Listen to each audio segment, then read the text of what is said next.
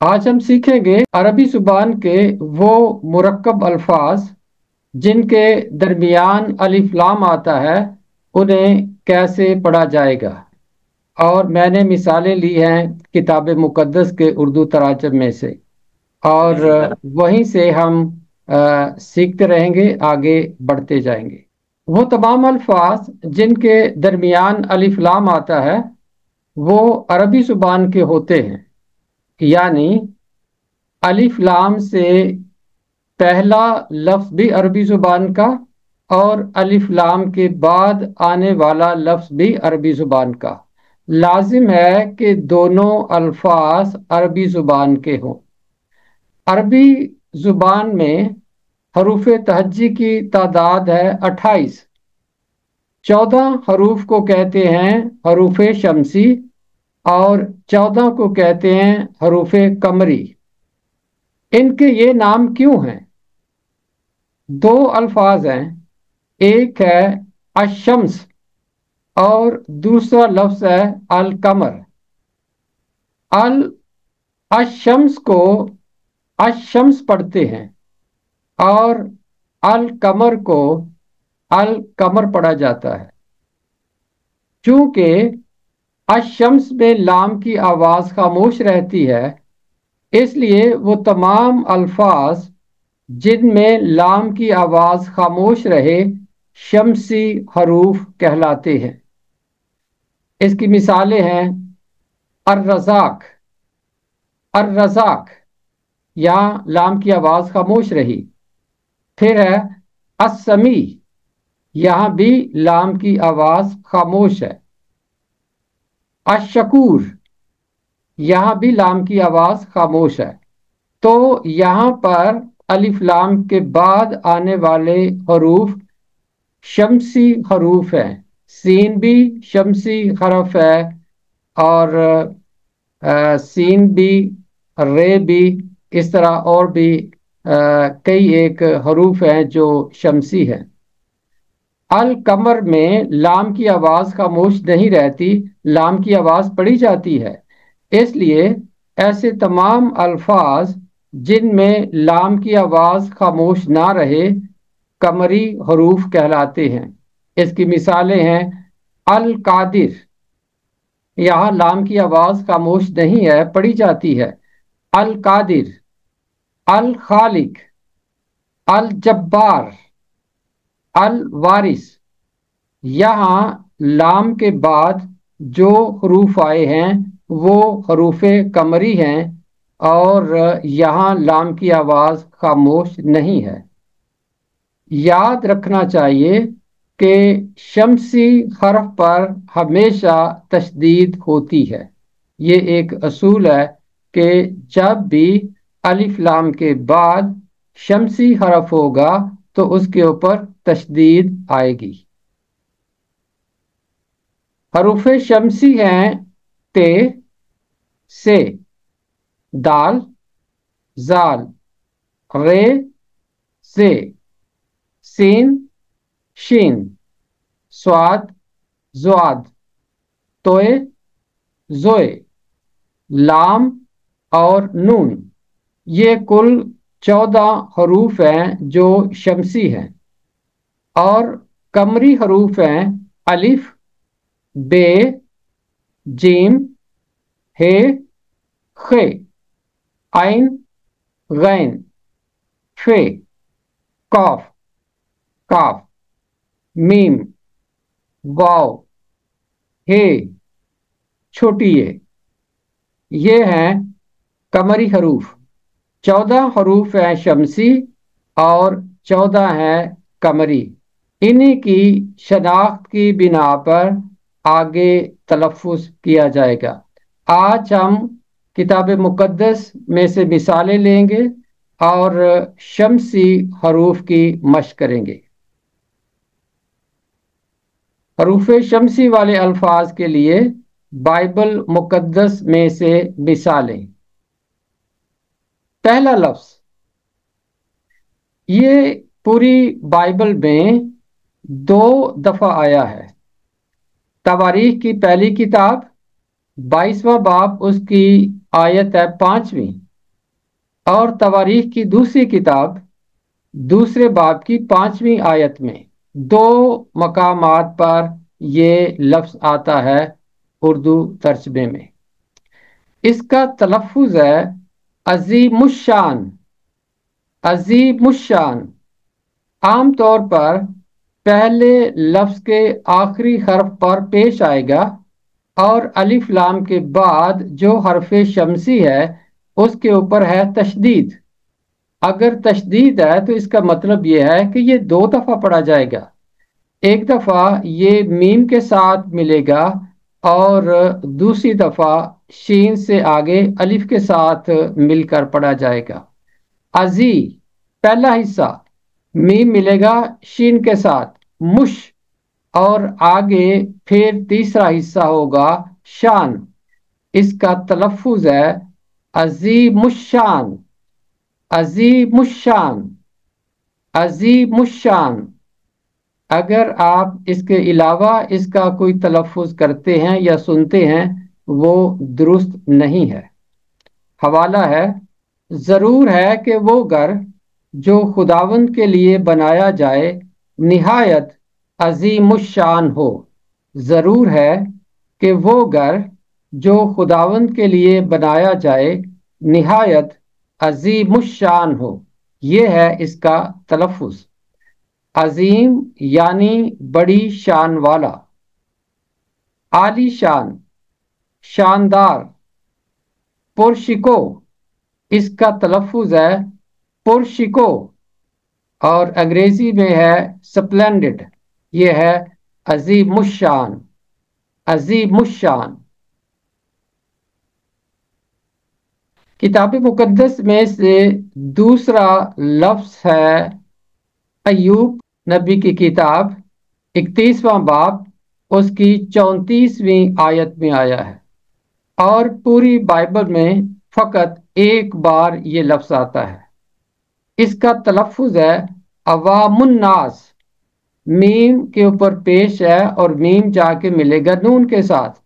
نون حرف شمسی ہے، جب بھی حرف شمسی ہے تو اس کے اوپر تشدید ہے، اور میم نون کے ساتھ ملے گا من۔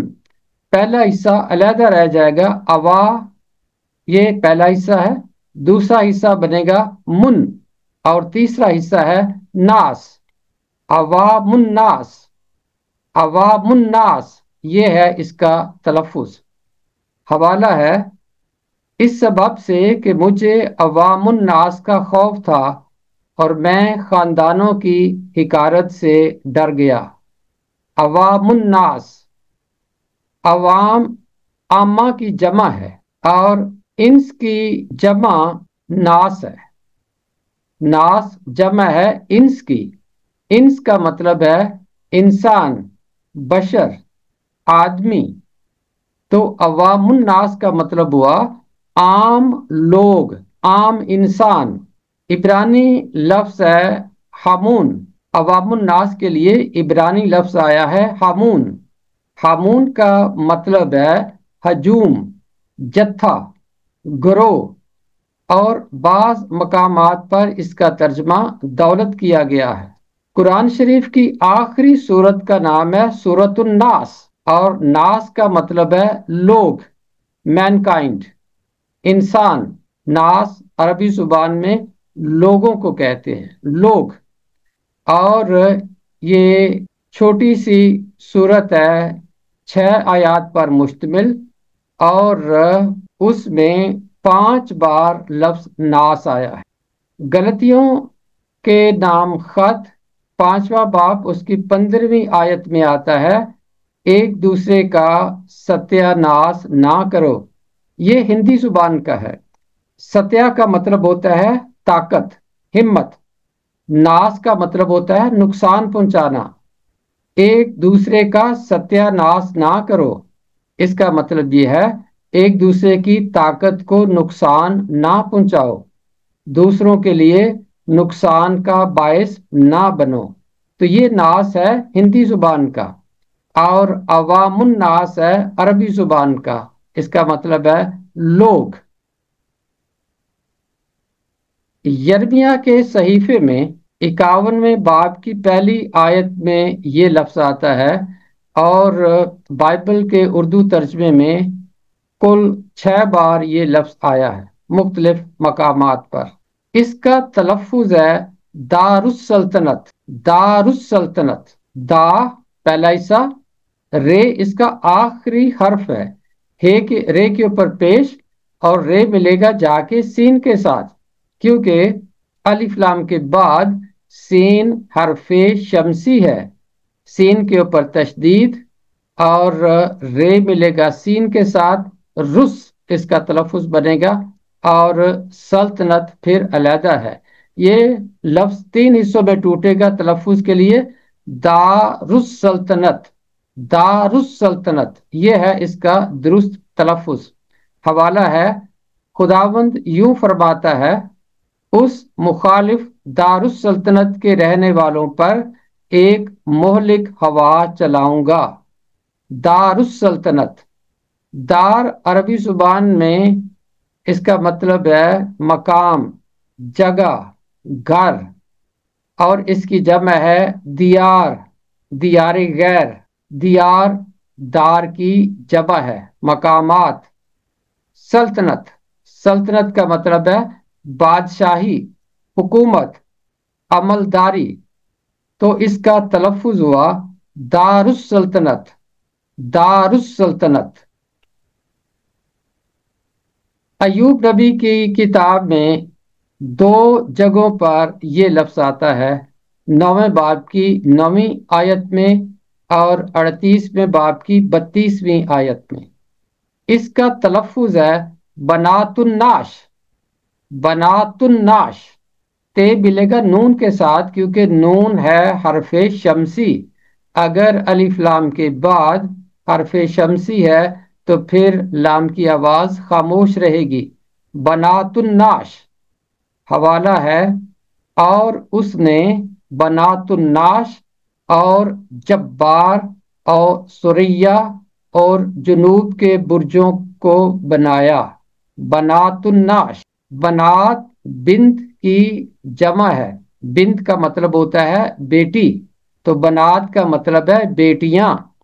नाश अरबी जुबान में मैयत को कहते हैं, डेड बॉडी को कहते हैं, लाश को कहते हैं, लेकिन लाश फारसी जुबान का लफ्ज है और उसका मतलब भी यही है, डेड बॉडी, मैयत। सिर्फ जुबानों का फर्क है।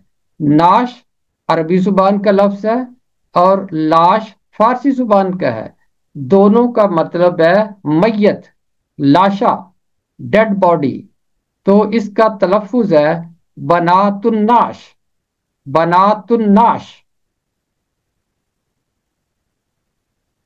अगला लफ्ज किताब मुकद्दस के उर्दू तर्जमे में 2 बार आया है। खुरूज की किताब में पहले बाब की 7वीं आयत में और इस्तिस्ना की किताब 26वें बाब की 5वीं आयत में।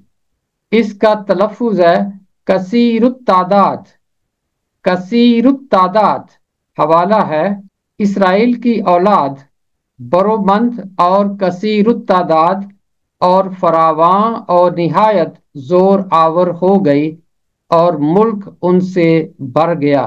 कसीरुत तादाद, इसका मतलब है तादाद में ज्यादा, अक्सर। इफरात, काफ से रे, इसका मादा है अरबी जुबान में और इसका मतलब है बहुत होना, ज्यादा होना। इसी खानदान के अल्फाज हैं अक्सर, कसीर, कसरत, तकसीर, ये इसी खानदान के लफ्ज है। मुक्सिर अरबी जुबान में कहते हैं मालदार को, मुक्सिर। और मिक्सार, मिक्सीर, इसका मतलब है बहुत बोलने वाला। मिक्सार, मिक्सीर, बहुत बोलने वाला, बहुत बातें करने वाला। इसका तलफ़ुज़ है कसीरुत तादाद, कसीरुत तादाद।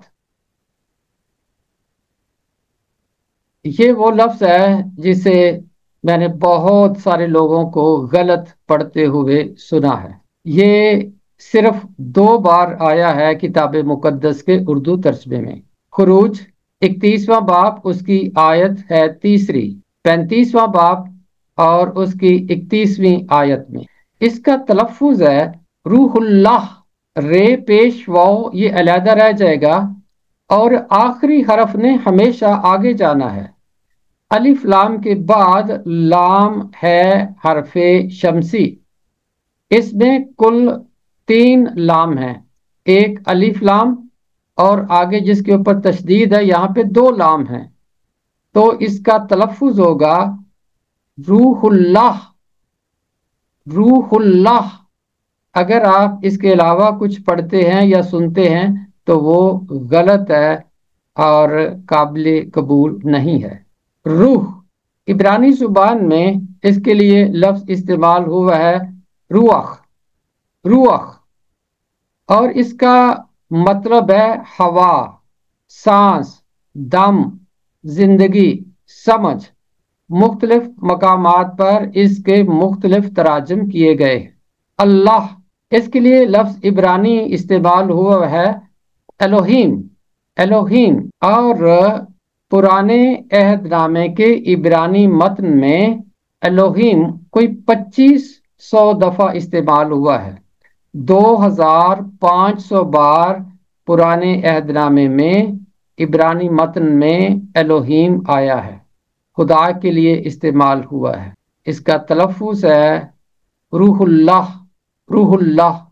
ہے کو پیچھے حصے کے ساتھ نہیں پڑھنا، ہے نے ہمیشہ آگے جانا ہے۔ رے پیش واو روح، یہاں آ کے چھوٹا سا وقفہ کرنا ہے، رک جانا ہے اور ہے کو آگے لے کے جانا ہے۔ روح اللہ، روح اللہ، یہ ہے اس کا درست تلفظ۔ ایک اور لفظ آیا ہے جو بائبل کے اردو ترجمے میں بس ایک ہی دفعہ آیا ہے، تواریخ کی پہلی کتاب 6 باب اس کی 48ویں آیت۔ اس کا تلفظ ہے بیت اللہ۔ اگر آپ اسے عربی انداز میں پڑھیں گے تو یہ پڑھا جائے گا بیت اللہ، کیونکہ عربی زبان میں بڑی یہ نہیں ہوتی، صرف چھوٹی یہ ہوتی ہے، تو اس کی آواز آئے گی بیت اللہ۔ لیکن اگر آپ اردو انداز میں پڑھیں گے تو پھر آپ اسے پڑھ سکتے ہیں بیت اللہ، اللہ کا گھر، خدا کا گھر، ہاؤس آف گاڈ انگریزی میں اس کا ترجمہ ہوا ہے۔ حوالہ ہے اور ان کے بھائی لاوی بیت اللہ کے مسکن کی ساری خدمت پر مقرر تھے۔ بیت عربی زبان میں اور عبرانی میں اس کا مطلب ہے گھر، خانہ، اور بیت اللہ کے لیے جو عبرانی لفظ استعمال ہوا ہے وہ مرکب لفظ ہے بیت الوہیم، الوہیم کا گھر، خدا کا گھر۔ اور اس سے ملتا جلتا بھی ایک نام آیا ہے جو پرانے عہد نامے میں قریباً 72 بار آیا ہے۔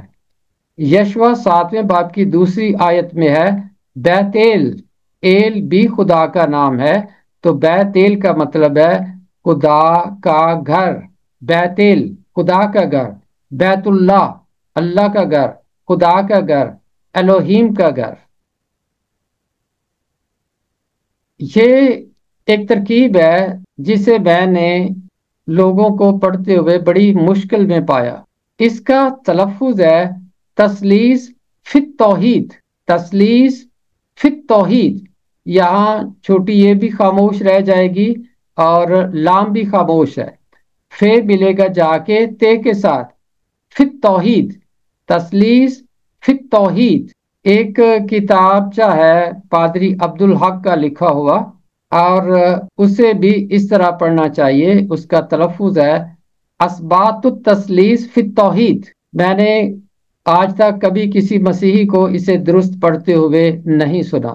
اس کا تلفظ ہے اثبات التثلیث فی التوحید، کیونکہ تے کے ساتھ ملے گا، الف لام کے بعد تے حرف شمسی ہے اور حروف شمسی میں سے پہلا حرف ہے تے۔ اثبات التثلیث فی التوحید، یہ ہے اس کا درست تلفظ، اثبات التثلیث فی التوحید۔ کیتھولک ترجمے میں یہ لفظ آیا ہے حکمت کی کتاب 7واں باب اس کی 27ویں آیت میں۔ اس کا تلفظ ہے قائم بالذات، قائم بالذات۔ اس کا مطلب ہے کہ وہ ہستی جو خود قائم ہو، جو اپنے قیام یا وجود کے لیے کسی دوسرے کا محتاج نہ ہو۔ یہ خدا تعالی کی صفت ہے کہ وہ قائم بالذات ہے، اسے قائم رہنے کے لیے کسی پر انحصار نہیں کرنا پڑتا، وہ کسی کا محتاج نہیں، وہ خود ہی قائم ہے، خود ہی وجود رکھتا ہے۔ ایک اور لفظ ہے مکابیین کی پہلی کتاب پہلا باب اور اس کی 3 آیت۔ پاکستان میں نے آج تک کسی شخص کو اس کتاب کا درست تلفظ کرتے ہوئے نہیں سنا۔ اس کا نام ہے مکابیین، مکابیین، اسے شارٹ کر کے پڑھتے ہیں مکابی، لیکن پورا نام ہے مکابیین۔ یہ پہلی کتاب پہلا باب اس کی 3 آیت میں لفظ آتا ہے امیر الدولت، امیر الدولت، رے ملے گا جا کے دال کے ساتھ، کیونکہ الف لام کے بعد دال حرف شمسی ہے اور پہلا حصہ ہے امیر، رے ملے گا دال کے ساتھ، امیر الدولت۔ اس کا مطلب ہے کسی سلطنت کا حاکم، بادشاہ۔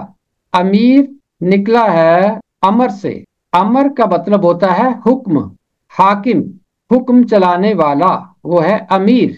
اور امر یہ عبرانی میں بھی اس کا مطلب ہے کہنا، حکم دینا۔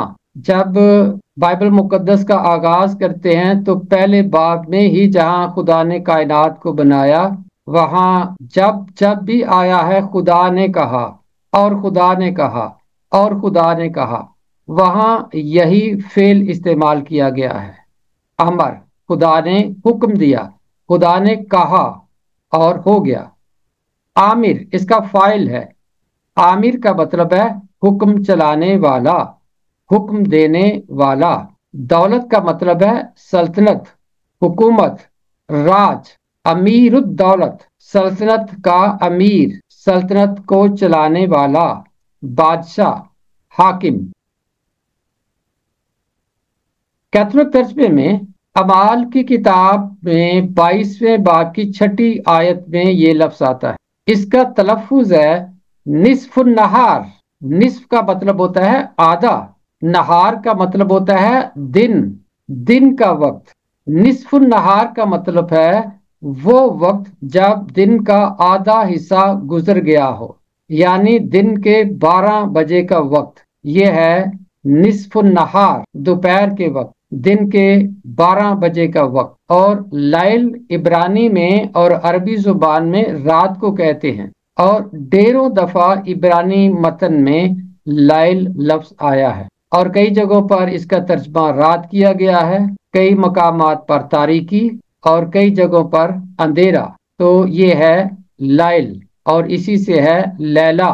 لیلا کا مطلب ہے کالے رنگ والی، تو یہ ہے لیل، اس کا مطلب ہے رات، اور نہار اس کا مطلب ہے دن، اور اس لفظ کا تلفظ ہے نصف النہار، نصف النہار۔ اگر آپ اس کے علاوہ کچھ پڑھتے ہیں یا سنتے ہیں وہ غلط ہے۔ کیتھولک ترجمے میں ایک اور لفظ آیا ہے، مزمور کی کتاب ہے، مزمور نمبر 103، 8ویں آیت، اور حکمت کی کتاب 15ویں باب کی پہلی آیت میں۔ یہ بھی ایک مشکل لفظ ہے جسے کبھی میں نے کسی کو درست انداز سے پڑھتے ہوئے آج تک نہیں سنا۔ اس کا تلفظ ہے طویل الصبر۔ الف لام تلفظ سے خارج ہو جائے گا کیونکہ لام کے بعد ہے سواد اور وہ ہے حرف شمسی، تو لام ملے گا سواد کے ساتھ، طوی پہلا حصہ، لام ملے گا سواد کے ساتھ، لس آگے ہے صبر، تو اس کا تلفظ ہوگا طویل الصبر۔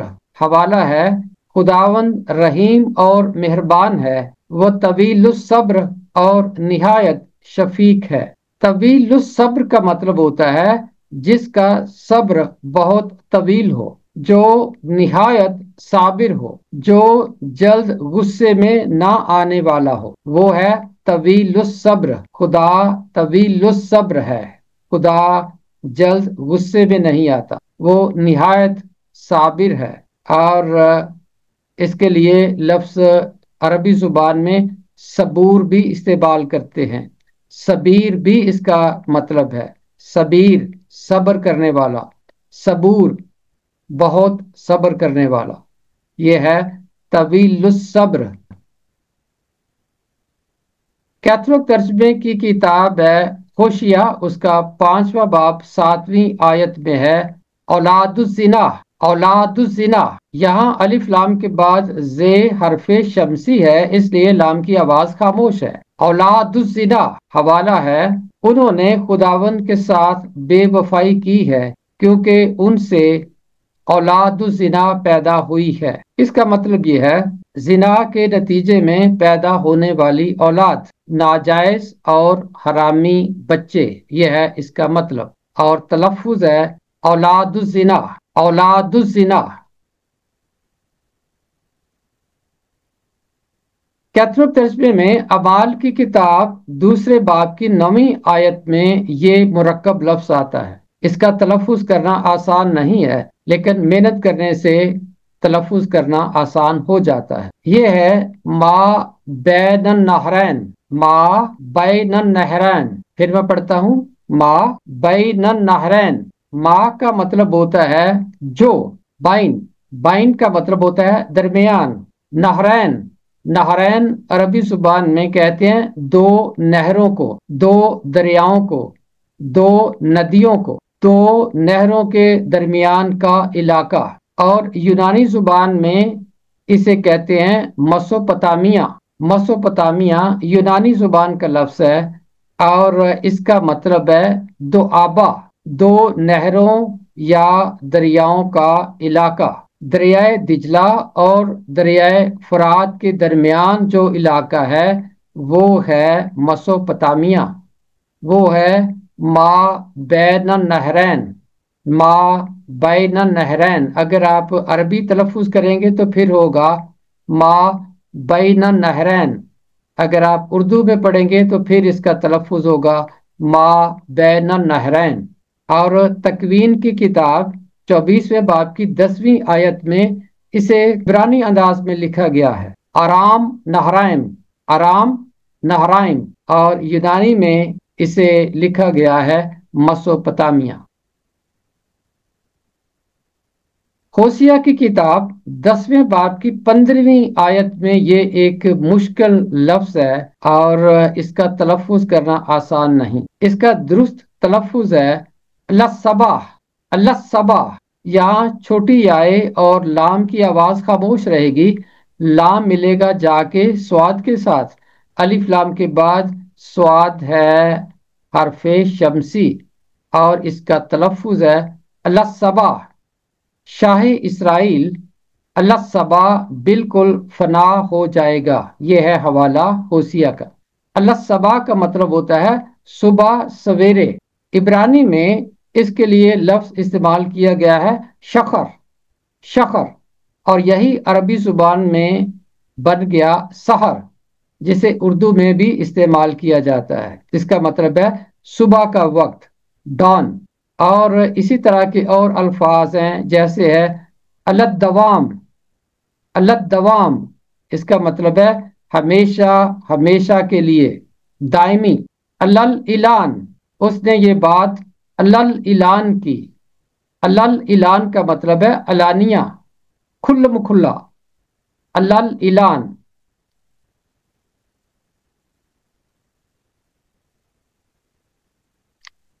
مکاشفہ کی کتاب کے 17ویں باب کی 17ویں آیت میں ہے متفق الرائے.